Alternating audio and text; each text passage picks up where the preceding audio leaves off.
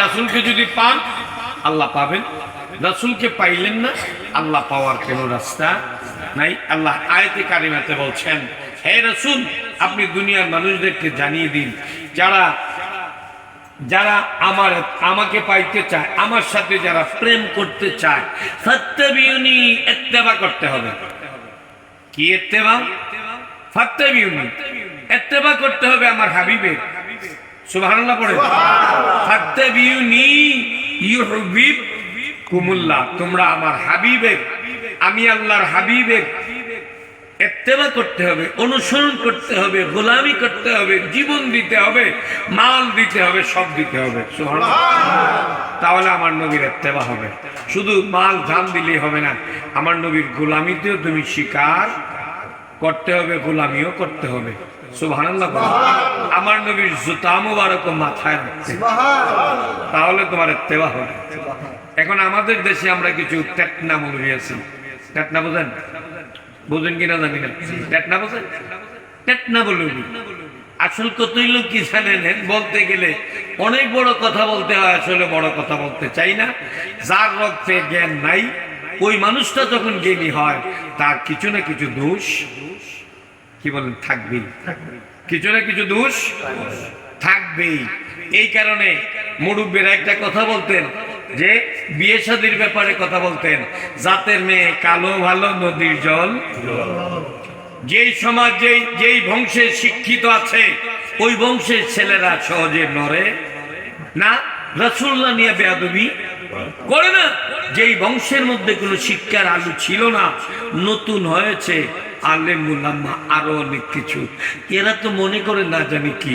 যেমন আমার এক শিক্ষক প্রিন্সিপাল হুজুর বলছিলেন, জল্প বিদ্যায় ভয়ঙ্করী জুতারে কয় আলমারি। আপনারা কয় কিনে জানি, আমরা প্রিন্সিপাল হুজুর বলছিলেন যে বাবুরা কথা শুনে কিনে দেন। আমরা বন্ধু বান্ধব একটু কথা হয়েছিল আর কি, একটা আয়াতে কারিমা নিয়ে একটু কথা হয়েছিল।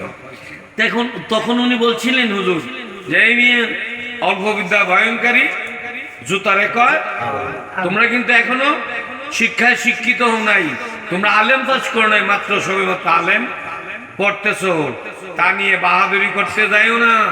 কারণ বাহাদুরি করতে গেলে ওইরকম ওই বা জুতার আলমারি করে বই থাকবে।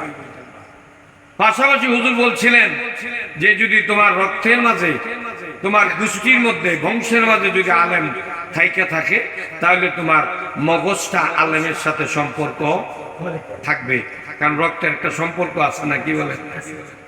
আর যদি তোমার বংশের মাঝে তা না থাকে, দেখবেন কোন রকম একটু করতে পারলেই, একটু লেখাপড়া করতে হলে জুতার আলমারি করতে থাকবে। কারণ জিনিস তখন যায়, কি বলেন, জুতার ভিতরে জিনিস তখন যায় না, ফাও খুলে লাগলে তো জিনিস তখন যায়। কথা ঠিক আছে না? তখন জিনিস তুললে কি আলমারি বলা যাবে?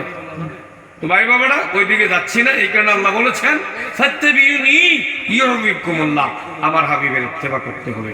যদি করো কি হবে, ওয়াগফির লাকুম, আমি আল্লাহ গাফফার, মাফ করনেওয়ালা, যুনুবাকুম, তোমার জীবনের যত গুনাহ খাতা, আল্লাহু গফুরুর রাহিম, আমি আল্লাহ গাফফার, আমি আল্লাহ মাফ করনেওয়ালা।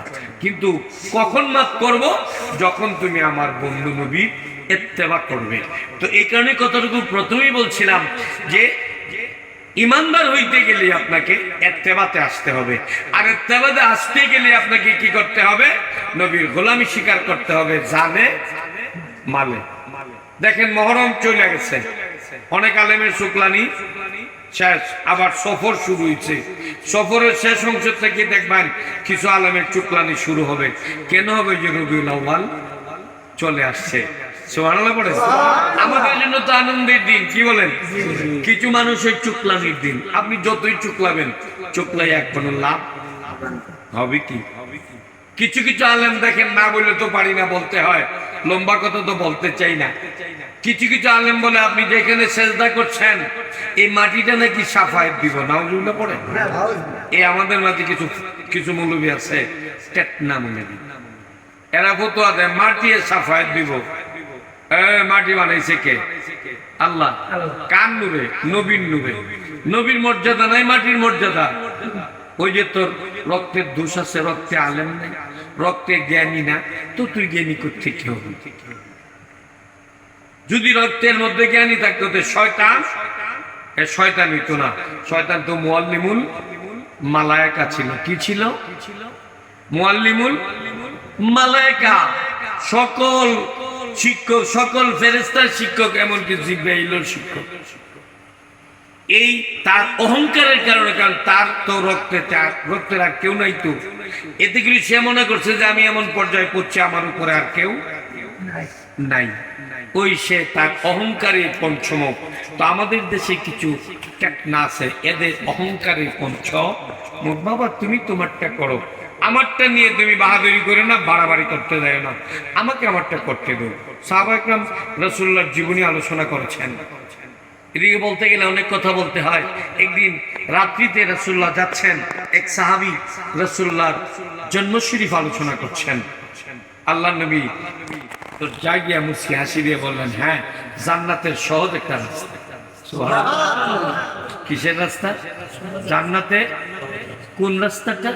রাসূলুল্লাহর জন্ম শরীফ আলোচনা করা, রাসূলুল্লাহর মৌলুদুন নবী আলোচনা করা, রাসূলুল্লাহর জন্ম শরীফের ব্যাপারে আলোচনা করাটা জান্নাতের সহজ একটা রাস্তা।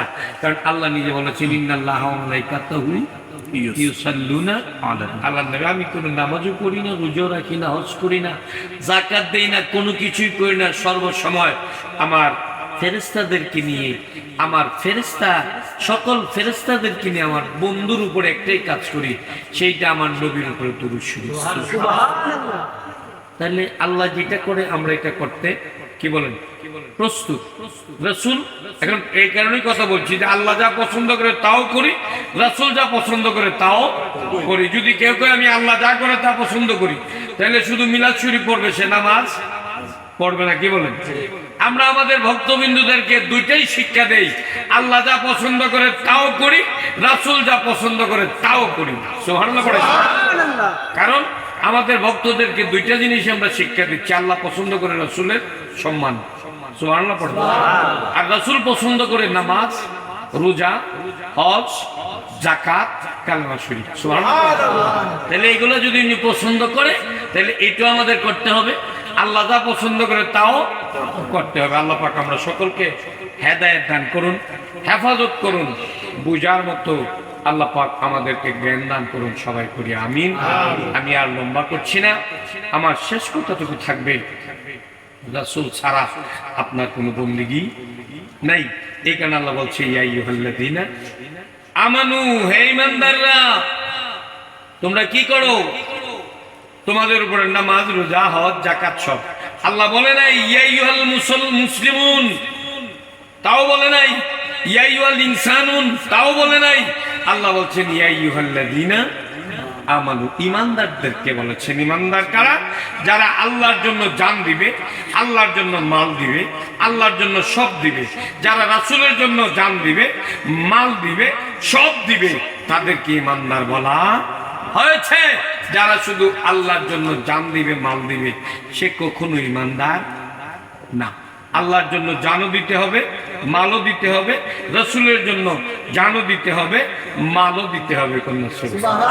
আল্লাহ পাক আমরা সকলকে হেফাজত করুন, হেদায়েত করুন। সবাই পড়ি আল্লাহুম্মা আমিন। আর আমি বিরক্তি করছি না।